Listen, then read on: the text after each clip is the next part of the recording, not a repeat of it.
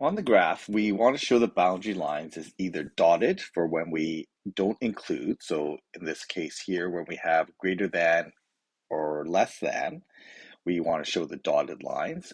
But if we have the boundary lines as solid, that means that it's equal to, not just greater than or less than, it's also equal to that boundary line.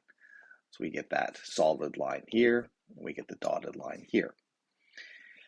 In example 1, it says, test the coordinate given in the inequality, then show the solution to the inequality on the graph.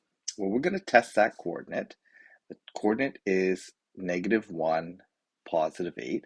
We're just going to test that in our inequality. So we get 2 times x is -1, minus 3 times y is 8, and we want to check that this is less than 9, and this is our test.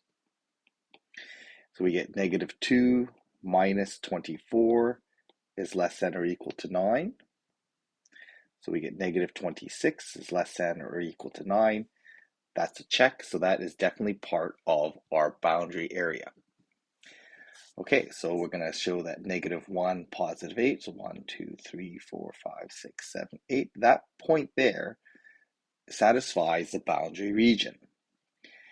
So we want to show this inequality on the graph. So what we're going to do is we're going to just draw the boundary line of this. So this is a linear equation, and we're going to show this boundary line as y equals mx plus b. So I'm just going to first of all solve for the y. So -3y, that's going to give me -2x plus 9. We're going to divide both sides by -3. Now be careful here, because when we divide by negative, we have to flip that sign.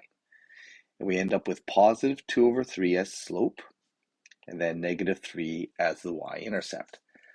So then we draw that in. So there's -3, and we have slope of rise of 2, run of 3. So I can just show a few points here, okay, that indicate the coordinates along that line. Okay, and since it's greater than or equal to, we want to show this as a solid line through those points. And since y is greater than, we know that's going to be above this line. But we can also see by our test coordinate that our green test coordinate also satisfies that solution.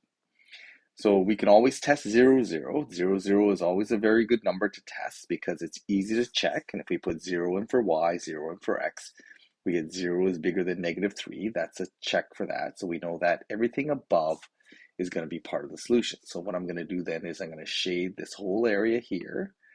And this whole area above that line represents my solution, and up to and including that line. So there's our solution, boundary solution.